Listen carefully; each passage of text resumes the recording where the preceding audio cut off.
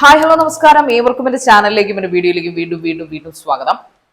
ആനന്ദ് ശ്രീബാല പേര് കൊണ്ട് തന്നെ വ്യത്യസ്തമാക്കപ്പെട്ട ഒരു സിനിമ, അതിന്റെ റിവ്യൂമായിട്ടാണ് ഞാൻ ഇന്ന് നിങ്ങളുടെ മുമ്പിൽ വന്നിരിക്കുന്നത്. അർജുൻ അശോകൻ അല്ലെ, തന്റെ അച്ഛനിൽ നിന്ന് വ്യത്യസ്തനായിട്ട് ഒരുപാട് കഥാപാത്രങ്ങൾ ചെയ്യാൻ അവസരം കിട്ടുകയും അത് നല്ലപോലെ ഉപയോഗിക്കുകയും ചെയ്യുന്ന ഒരു മനുഷ്യൻ. കണ്ണുകൾ കൊണ്ടും സൗണ്ട് കൊണ്ടും ചിരി കൊണ്ടും ഒക്കെ അഭിനയിക്കുന്ന ഒരു മനുഷ്യൻ. അദ്ദേഹം ക്രൈം ത്രില്ലർ എങ്ങനെ ഹാൻഡിൽ ചെയ്യുമെന്നൊരു സംശയം ഉണ്ടായിരുന്നു. പക്ഷെ സംശയം എന്തായാലും വെറും അസ്ഥാനത്തായിരുന്നു. കാരണം അദ്ദേഹം മനോഹരമായിട്ട് ആ കഥാപാത്രം അവതരിപ്പിച്ചിട്ടുണ്ട്. ആനന്ദ് ശ്രീബാല എന്ന് പറഞ്ഞ അവന്റെ അമ്മയായിട്ട് അഭിനയിക്കുന്നത് സംഗീത, നമ്മുടെ ചിന്താവിഷ്ടയായ ശ്യാമളയാണ്. അതോടൊപ്പം ഒരുപാട് നല്ല കഥാപാത്രങ്ങൾ, സൈജു ഗ്രൂപ്പ്, അതോടൊപ്പം സിദ്ദിഖ്, അപർണ ദാസ്, അർജുൻ അശോകന്റെ പേരായിട്ട്.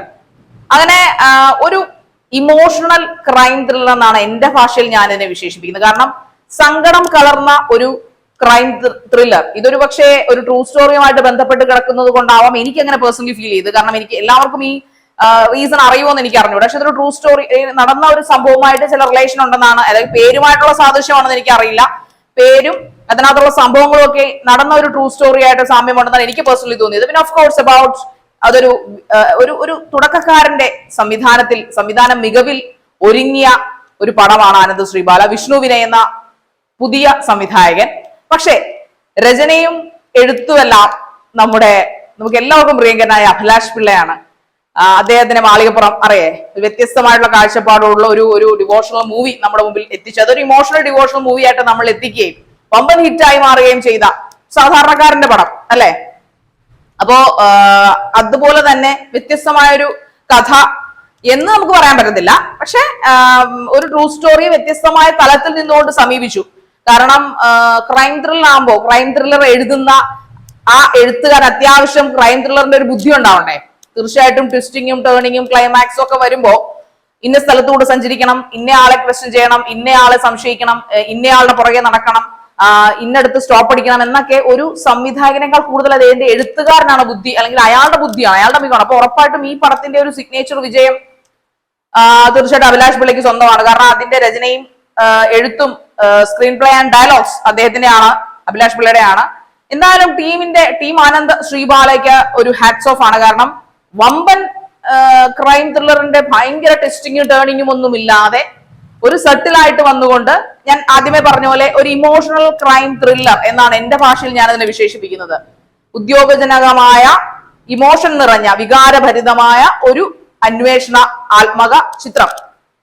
അത് എല്ലാവരും തന്നെ അത് ഇമോഷണൽ ആണ്. ഈ പറയുന്ന അർജുൻ അശോകന്റെ അമ്മയായിട്ട് അഭിനയിക്കുന്ന സംഗീത, അതോടൊപ്പം തന്നെ മിക്ക സിദ്ദിഖ്, സൈജു ഗ്രൂപ്പ്, അങ്ങനെ മൊത്തത്തിൽ ഇമോഷണൽ സമ്പന്നമായിട്ടുള്ള ഒരു ക്രൈം സ്റ്റോറി എന്ന് വേണമെങ്കിൽ പറയാം. ഇതിൽ പോലീസ് ഉദ്യോഗസ്ഥരെ സപ്പോർട്ട് ചെയ്യുന്നവരും ഒക്കെയും ഒരു ഇമോഷണൽ ബാക്ക്ഗ്രൗണ്ടിൽ നിന്നാണ് എല്ലാം ഇതിനകത്ത് സംഭവിച്ചിരിക്കുന്നത്. അതാണ് ഞാൻ ഇമോഷണൽ ക്രൈം ത്രില്ലർ എന്ന് ആദ്യമേ ഈ പടത്തിനെ പറയുന്നത്. അങ്ങനെ ആനന്ദ് ശ്രീബാല ആ പേര് ടൈറ്റിൽ റോളാണ് അതിനകത്ത് ഈ പറയുന്ന അർജുൻ അശോകൻ ചെയ്തിരിക്കുന്നത്. അദ്ദേഹം മനോഹരമായിട്ട് തന്നെ ആക്ട് ചെയ്തിട്ടുണ്ട്. അത് ഒരുപക്ഷെ ആ കഥാപാത്രത്തിന് വേണ്ട ഒരു സോഫ്റ്റ് ആയിട്ടുള്ള ഒരു റോസാപ്പൂ പോലത്തെ സ്വഭാവം ഒരുപക്ഷെ ആ ക്യാരക്ടറിന് അഭിലാഷ് പിള്ള കൊടുത്തതാവാം. സൗണ്ട്, ഈ പറഞ്ഞ ഡയലോഗ്സ് ആയാലും എന്ത് തന്നെ ആയാലും എന്തായാലും ഒരു നല്ല ക്രൈം ത്രില്ലർ ആണ്. എനിക്ക് സെക്കൻഡ് ഹാഫ് ആണ് കുറെ കൂടി ഇഷ്ടപ്പെട്ടത്. ഫസ്റ്റ് ഹാഫ് മോശമാണെന്നല്ല, പക്ഷെ സെക്കൻഡ് ഹാഫിലേക്ക് നമ്മൾ പ്രതീക്ഷിക്കാത്ത ഓരോ ഇടവഴിയിലേക്ക് കയറുന്നു, അവിടുന്ന് തിരിയുന്നു, പിന്നെ തിരിയുന്നു. അങ്ങനെ ഒരു ട്വിസ്റ്റിംഗ് സർപ്രൈസസ് അതിനകത്ത് എലമെന്റ് പടത്തിലുണ്ട് ആനന്ദ് ശ്രീബാലയ്ക്ക്. സോ എന്തായാലും നല്ലൊരു മികച്ച ചിത്രമാണ്. പിന്നെ ഇതിനകത്ത് മ്യൂസിക് നമുക്ക് എടുത്തു പറയണം, രഞ്ജിൻ രാജാണ്. കാരണം അദ്ദേഹത്തിന്റെ മ്യൂസിക്കിന് എല്ലായ്പ്പോഴും ഒരു വല്ലാത്തൊരു സൂതിങ് ഉണ്ടല്ലേ. പ്രത്യേകിച്ച് ജോസഫിലൊക്കെ നമ്മൾക്ക് അത് അനുഭവിച്ചു. അതുപോലെ തന്നെ ഇതിനകത്തെ പാട്ടുകളും ഒക്കെ ആ സിറ്റുവേഷൻ അനുസൃതമായിട്ടുള്ള കുറച്ച് പാട്ടുകളൊക്കെ അദ്ദേഹം അത് ചെയ്യുന്നുണ്ട്. എന്തായാലും പിന്നെ നമ്മുടെ എല്ലാവരെയും ചിരിപ്പിക്കുന്ന ധ്യാൻ ശ്രീനിവാസനും അത് റോളുണ്ട്. അതുപോലെ അങ്ങനെ നമുക്ക് പ്രിയപ്പെട്ട എല്ലാ കഥാപാത്രങ്ങളും ഇമോഷണലി സമീപിച്ചിരിക്കുന്ന ഒരു ക്രൈം ത്രില്ലർ എന്നാണ് എനിക്ക് പൊതുവെ ആനന്ദ് ശ്രീബാലയെ കുറിച്ച് തോന്നുന്നത്. എന്തായാലും നമ്മുടെ ചിന്താവിഷ്ടയായ ശ്യാമള, സംഗീതയുടെ തിരിച്ചുവരവ് നന്നായിട്ടുണ്ടായിരുന്നു. എനിവേ അർജുൻ അശോകന്റെ കയ്യിൽ ഈ റോള് വളരെ ഭദ്രമായിരുന്നു. അദ്ദേഹം മനോഹരമായിട്ട് അത് ചെയ്തു.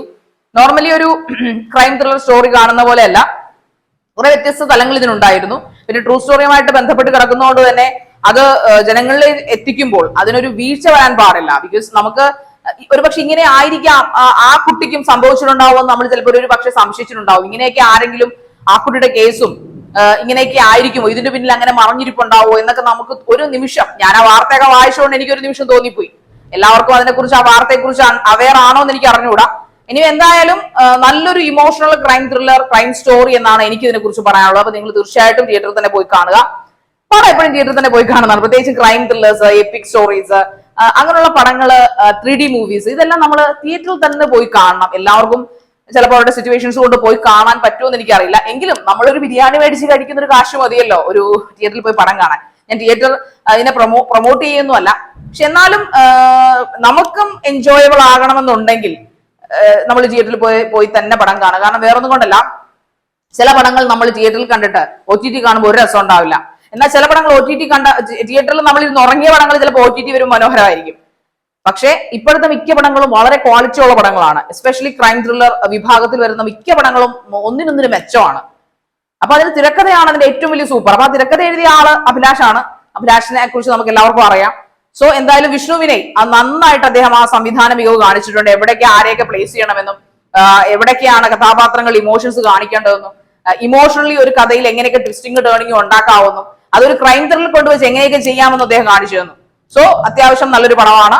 നിങ്ങൾ എല്ലാവരും ഫാമിലി ആയിട്ട് തിയേറ്ററിൽ പോയി കാണാൻ പറ്റുന്ന ഒരു ത്രില്ലറാണ്. ക്രൈം ത്രില്ലർ ആണെങ്കിൽ പോലും നമുക്ക് ഫാമിലി ആയിട്ട് പോയി കാണാൻ പറ്റുന്ന ഒരു പടമാണ്. ഒരു ഹോണ്ടിങ് മൂവി ഒന്നുമല്ല. സോ ഒരു അന്വേഷണാത്മക ചിത്രമായതുകൊണ്ട് നിങ്ങൾക്ക് തീർച്ചയായിട്ടും എല്ലാവരുമായിട്ടും ഫാമിലി ആയിട്ട് പോയി കാണുക. സോ എല്ലാവരും തിയേറ്ററിൽ പോയി കാണാനാണ് എന്റെ അഭിപ്രായം. നന്ദി.